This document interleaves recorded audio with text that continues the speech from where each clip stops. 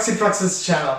In today's video, we are going to be looking at the unboxing, and the device we are going to be unboxing is the TicWatch GTH smartwatch. This is a very newly launched watch from Mobvoi. I love Mobvoi products. I've had their TicWatch Pro, and now I'm having their TicWatch Pro 3 GPS. And I also use their TicBand. They work seamlessly with Google Fit or any other fitness tracker apps out there, and their tracking is pretty accurate as well. Now, something happened in between. My TicBand's strap broke, so I searched for a cheap alternative. Unfortunately, Mobvoi stopped making TicBand, and I couldn't find a new band. And I thought, you know what, this is very basic band. I might as well upgrade myself. So after going through a lot of reviews, I ended up buying the Xiaomi Mi Band 5, and I regret it. One, it works only when the Mi Fit app is working, and the Mi Fit app overrides any other fitness tracking app you have. For example, my Google Fit will record, like say 5,000 steps based on its own tracking. Mi Fit will record like 200 steps and it'll override that. So my fitness tracking was completely off for a while. And I searched all around the internet to find a solution for that. They said like, oh, don't sync it with Google Fit. But then again, I don't want to use Mi Fit as my primary tracking app.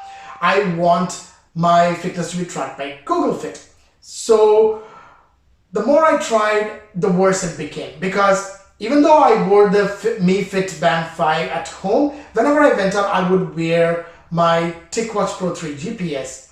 And whatever that is tracking will not get it will get updated on the Google Fit app. But as soon as I put on my Mi Fitband and I turn on that Mi Fit app, it overrides any progress I made with the TicWatch Pro. This became a big headache for me. And then at one point, I felt that the Mi Band was not recording enough steps, because I used to walk every day a certain distance, the same track.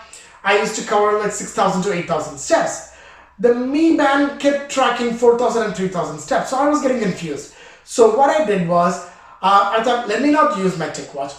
I'm going to literally track using my mobile on the Google Fit and track my steps on the Mi Fitband. Guess what?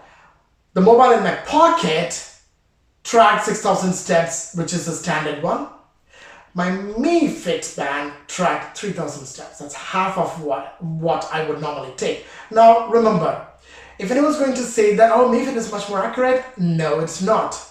I walked 5 kilometers. If you're telling me that I did only 3,000 steps for 5 kilometers, that's wrong. And trust me, I'm not even a person with long legs. I'm quite short. I take 2 steps where someone who's 6 feet tall will take 1 step. And I walk really fast with short steps as well. So I should have taken at least 5,000, but the Mi Band was way off. Now, one thing the Mi Band did well was my pulse rate. I did not do much checking with the sleep tracking, because I was really not happy with the Mi Band.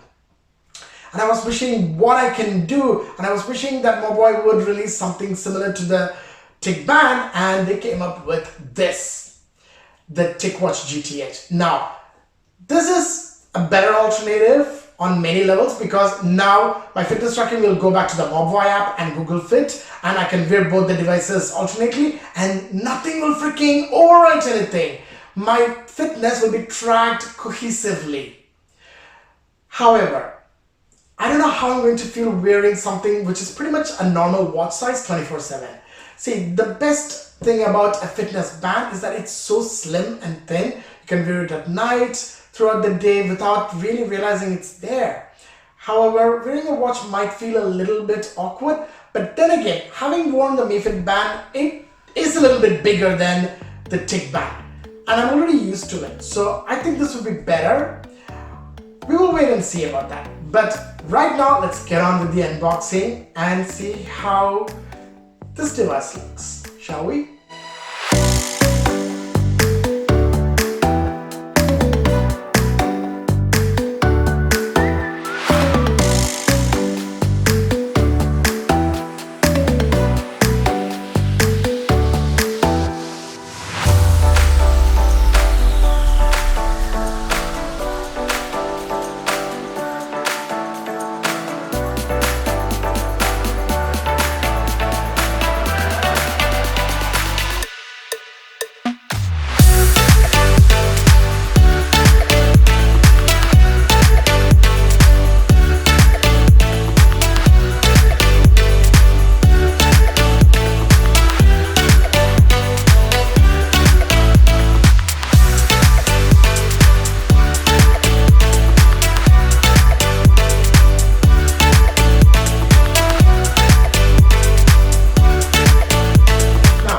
box has the TicWatch GTH, the charging cable, which is magnetic from what I can see, and some paperwork.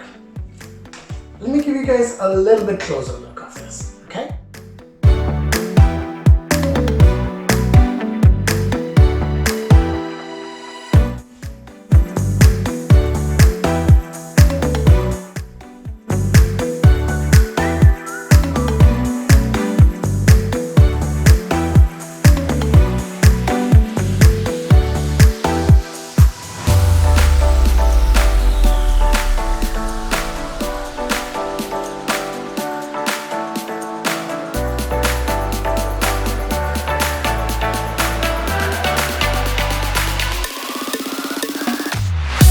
Actually, it is not that bad. It feels very light. Unlike the TicWatch, it is, of course, TicWatch Pro is quite heavy, but this feels very light.